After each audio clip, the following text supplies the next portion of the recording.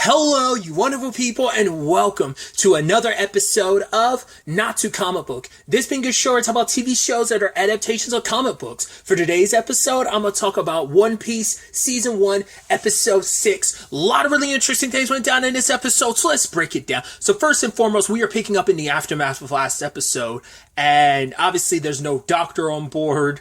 And, Nami's like, oh, you need to go back to the restaurant. And Luffy's like, I'm not really hungry right now. Nami's like, find a doctor, you idiot.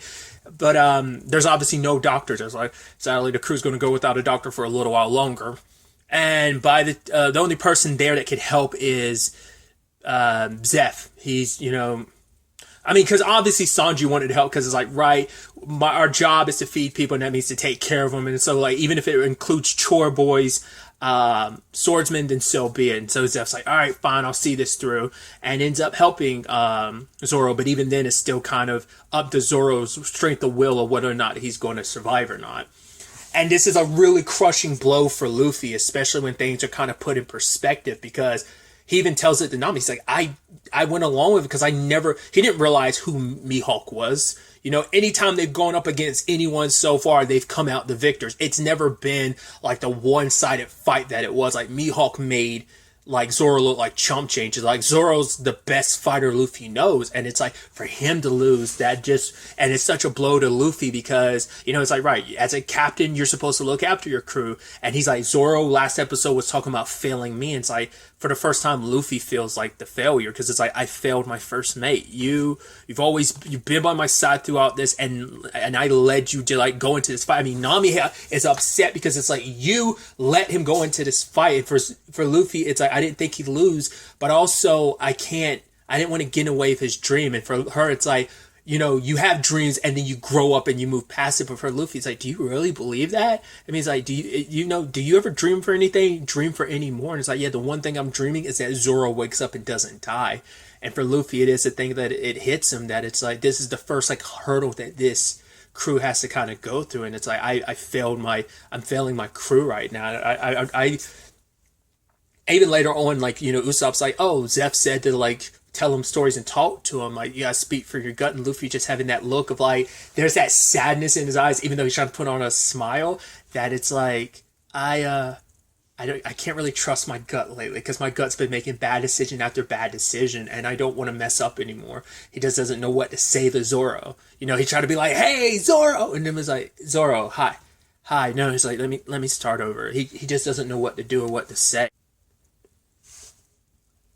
There's even that situation where, it's like, hey, will you, he's polishing Zoro's sword. Because I know when Zoro wakes up, it's going to be fine. He's going to want his sword nice and tidy. But even Usopp's like, yeah, but there is a itty bitty chance, like, there is a chance he might not wake up. But Luffy's like, no, that's not going to happen. And he's asking, like, Sanji's like, right, I'll prepare something, to eat. Like, what he's like, oh, Zoro would like, he likes rice balls and beer. If you can, like, make beer and rice ball, he's like, maybe give him something that has energy, but he needs to sleep. And that back and forth, that turmoil, Luffy's handling in his own way, and it's just kind of like maybe he should just, like, rest, because Luffy doesn't know what to do in this moment. It's like, once again, it's that Superman conundrum of, like, oh, I'm dealing with something I can't punch my way out of. All I have to do is wait on the sidelines. And he's like, I'd do anything. I'd give anything. I'd sacrifice anything to make sure Zoro is okay. I'd do anything as a captain to make sure one of my crew is okay. And Sanji ends up telling Luffy the story of him and Zeph, how they met. Being on the ship, working in the kitchen, and even being a snob about food even back then, until Zeph and his people boarded the ship. And I love that it's like that oregano bit, they still, it kind of brought them together, the whole thing of him being like, oh yeah, it's missing oregano, and I came out of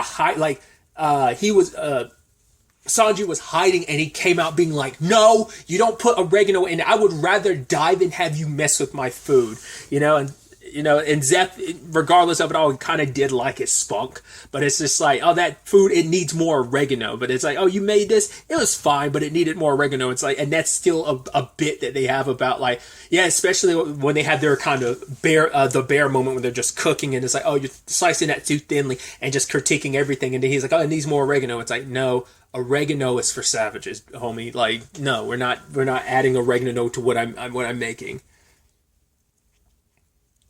But and obviously the ship gets shipwrecked, and the two of them are the only survivors. My thing is, I don't remember, and maybe it was. I think now I'm sitting here, I'm like, I guess it was on a high, because I couldn't remember it being like on a.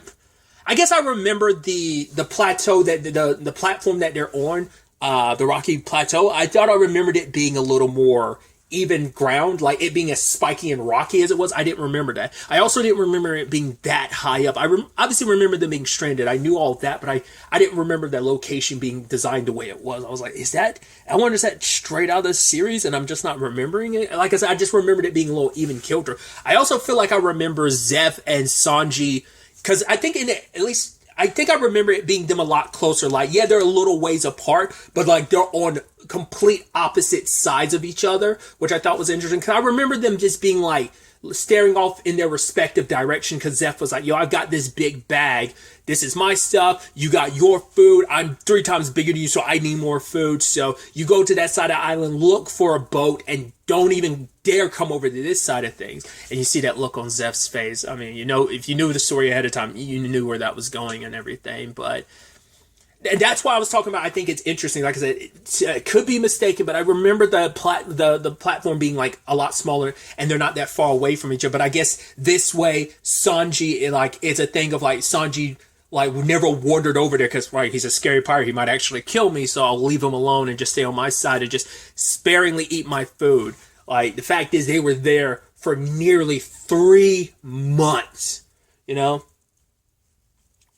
And Sanji did everything. I mean, you even saw that the last thing we saw him kind of eating was, like, I think the bread. And that obviously was looking like moldy, but it's like, right, you can't complain in this situation. Day 25, there was a boat, but it was so far in the distance, plus it's raining and stuff like that. They're not going to hear him all the way over there. It's like you're a normal person's voice on a boat, some distance away. You have no way to attract them.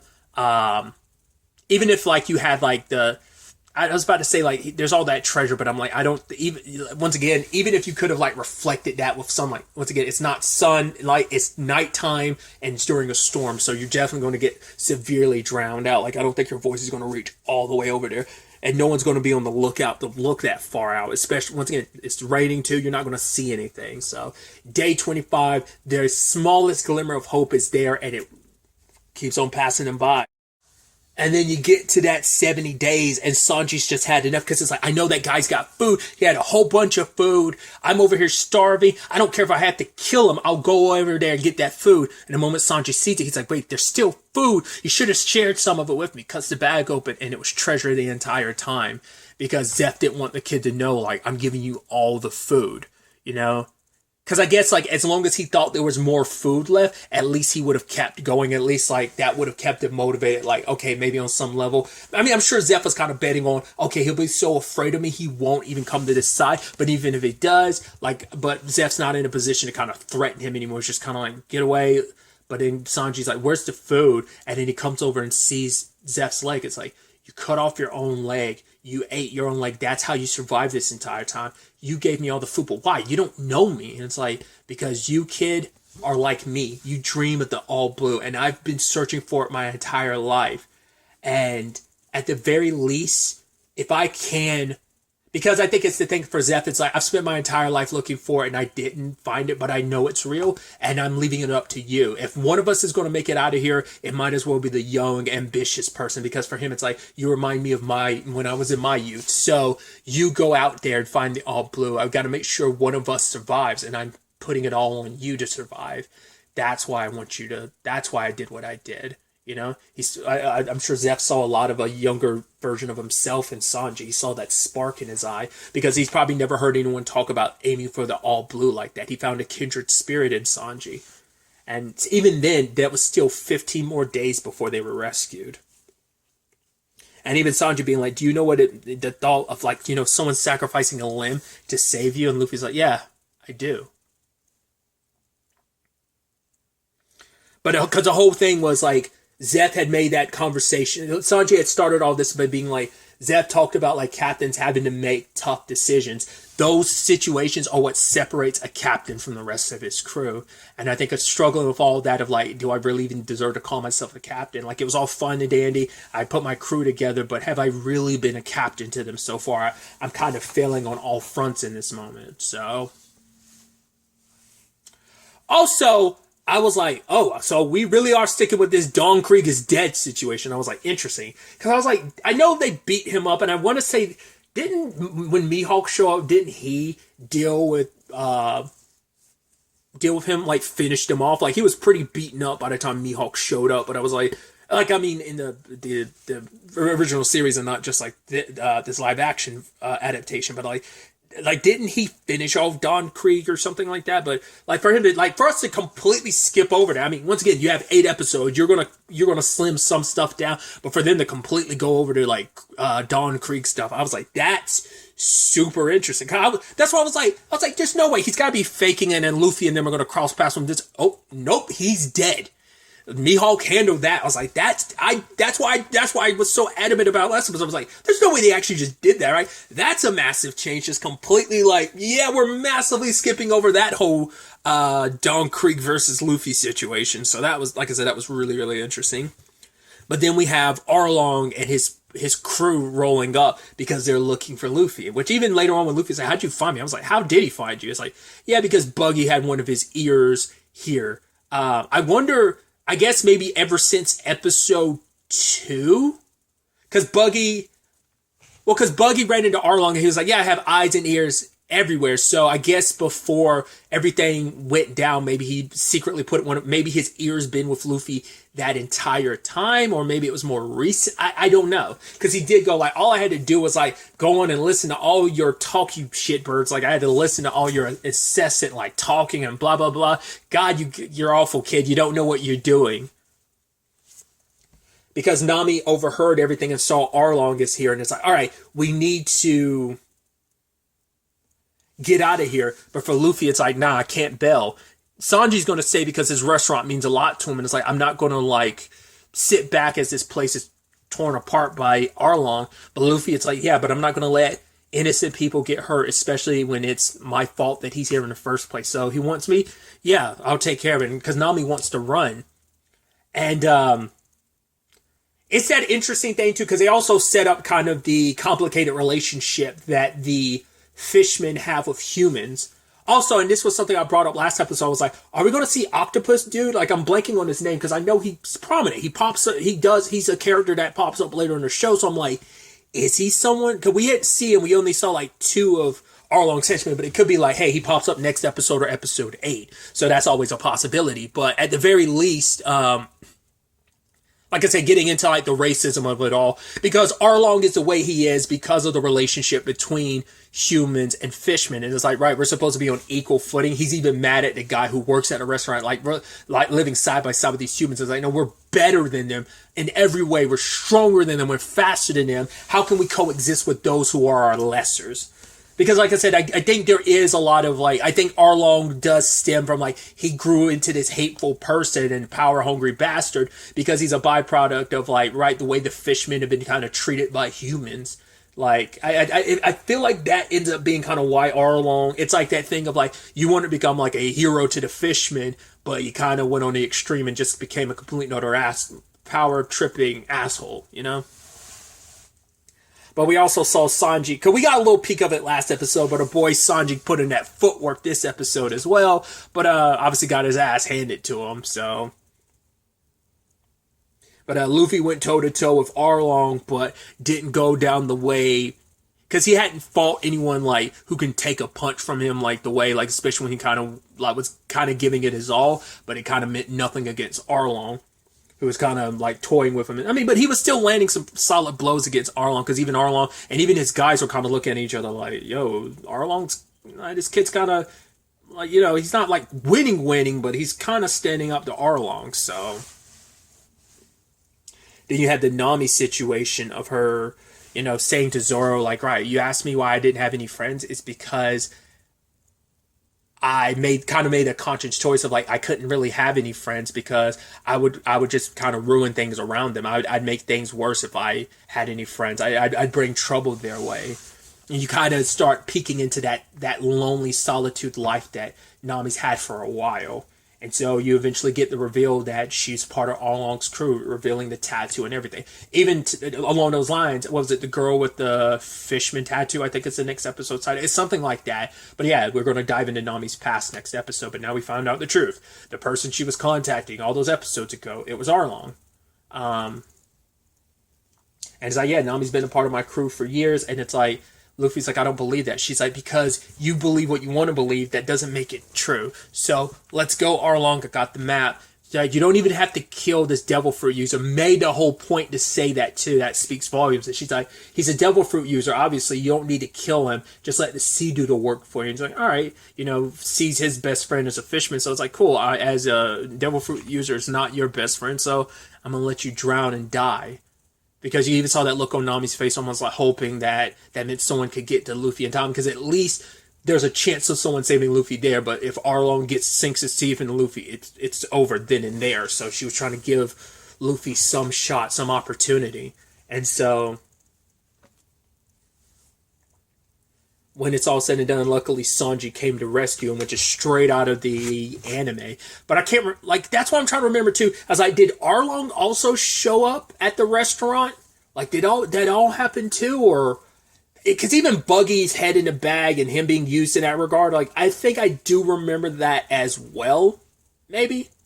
Then, once again, these are the points where Buggy starts really being more comic relief type of situation. But, oh no, not back in the bag. It's wet and salty and sandy and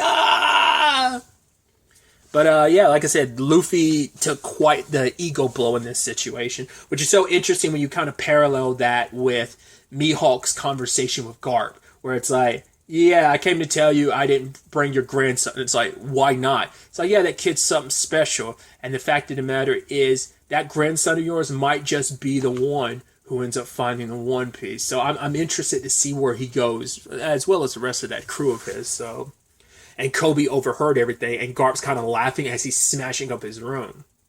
And even later on be like, yeah, you heard me. But it's like, yeah, you heard right. Like, Luffy is my grandson.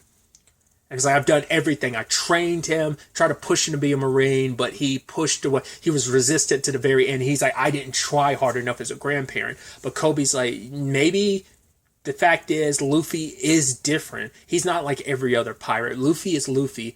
Hell or high water, he will die just being who he is. He will never falter. He will never be anyone else but himself, despite what anyone else has to say to him. And it's like, Kobe is inspired by that. It's like, that's what also inspired him to be who he is, to follow his dreams wholeheartedly. It's because of Luffy being adamant about that stuff. And so for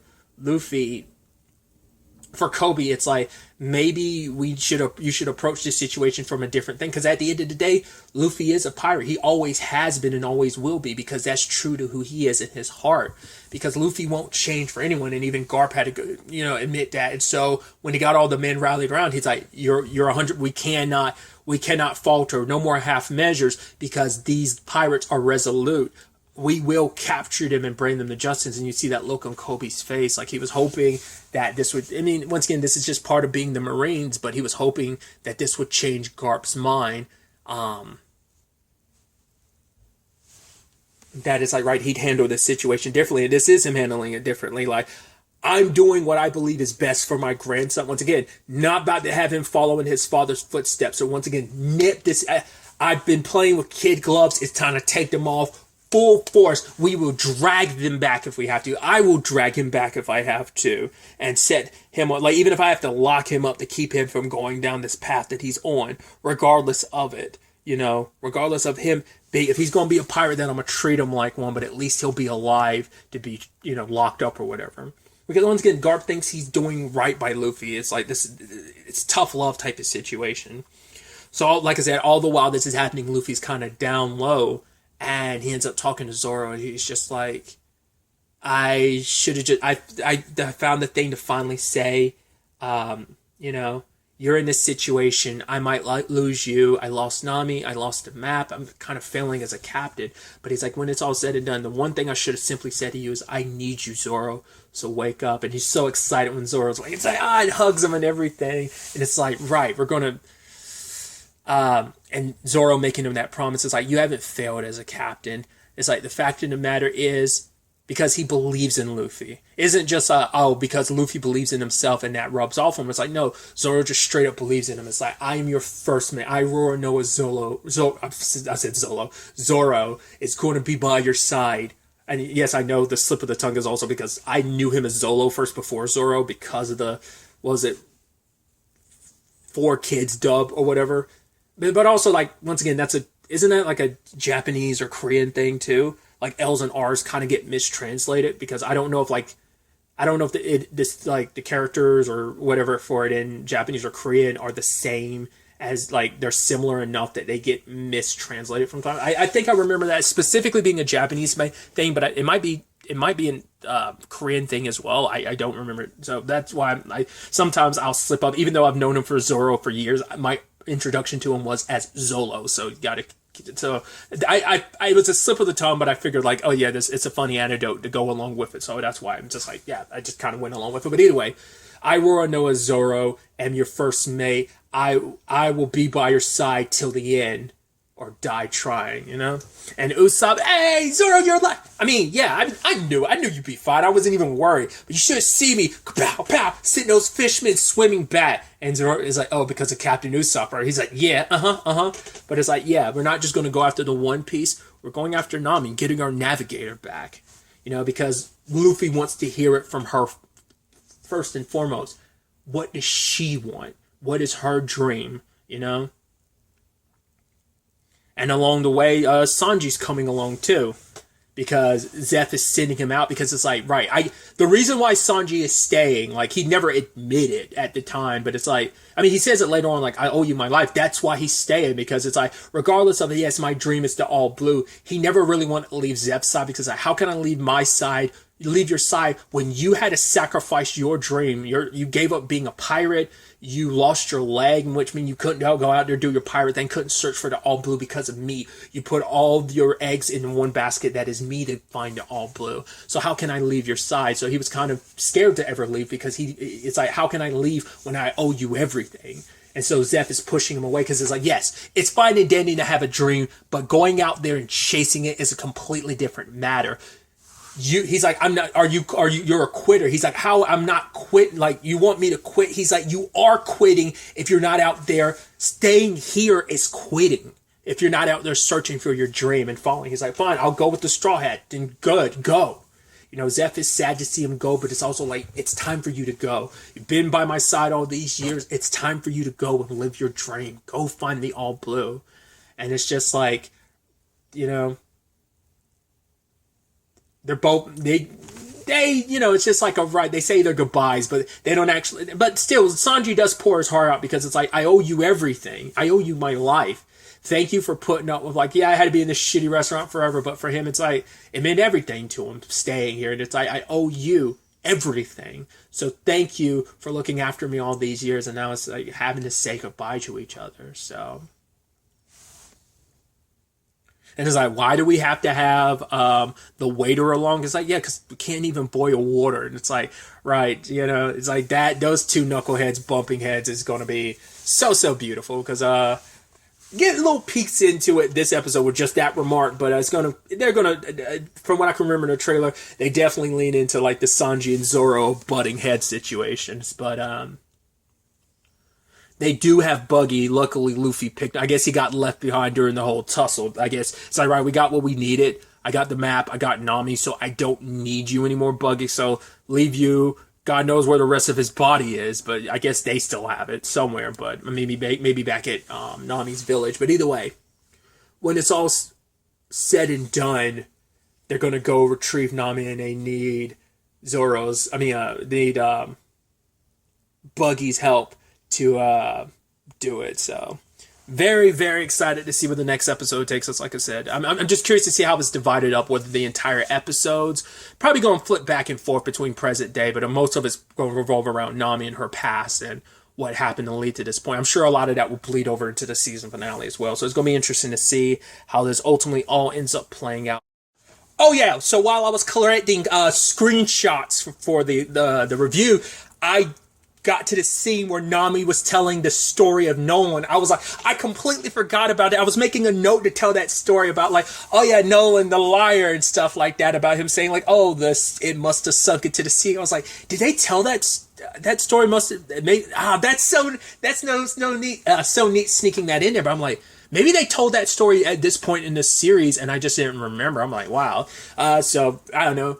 Once again, spoilers, but not really. I won't talk because we're definitely not getting to that. But does feel like that means like if we get to that point in the story, they will do it. I mean, they've gone through the trouble of setting it up and implying it. So that is connected to a future arc. I would say that if you're pretty far into One Piece, you know where that story goes. But I was like, that's so neat. I was like, Nolan the liar. Because I remember, isn't it like his grandson? I believe it's his grandson. Maybe it's his son, but I'm pretty sure it's his grandson, or maybe like I think it's like it's a few greats down the line. I think it's like maybe like great grandson or something like that is who Luffy and them meet up to, and that connects to that overarching big arc. So that's so interesting. If the show gets a second season, that might be that feels like that could definitely be that could be like half of a season in its own right. I could definitely see, I'm trying to remember where that because that's post Alabasta, so I could definitely see like if a season 2 comes around that you could squeeze it. I mean, that depends if the second season would be like 8 episodes as well. Once again, like they cut out the whole Dawn Creek thing, so who knows like how much they'd cut out. Or it could be a thing of, I don't know, they went through the trouble setting that up. You'd assume that that might just be all it is, a wink and a nod, and they just completely skipped that arc, but you'd assume they'd keep at it. Especially because that arc has such an important effect. Specifically what that means for me, like, because the aftermath of that is what plays a role in the whole Mary situation. I'll leave it at that. So I was like, yeah, they'd have to do that arc, because that, I mean, not unless they change it into something else led to the Going Mary situation playing out the way it does. But either way, I cannot believe I completely forgot they included it. I'm glad I was skimming through the episode collecting screenshots but I'm so glad I saw that scene again, because I was like, oh man, I completely forgot they talked about that story. I was like, that's super dope. So, like I said, I don't remember if that was introduced, because at the time, like, it doesn't mean anything. If it was introduced at this point in the story, that means absolutely nothing, because the time frame between that, me seeing this part of the show and that particular arc, I didn't pick that arc up and get like the show at that point in the arc until like 2012, so it was like a couple years in between. So if they did reference it at this point in time, I completely forgotten about it. But not unless that's them sowing those seeds this early in the live action. I have no idea. Like, so do let me know in the comments down below. Maybe I'll just look it up myself. But yeah, I'm curious, like, was that exactly how it goes down in like the manga or the anime, or is that something they just sowed that seed here in the live action? Either way, I just wanted to kind of include that as well. But really, that's all I wanted to talk about. So the next time we meet, be happy, be safe, live life to the fullest, and enjoy it. Good day, and goodbye.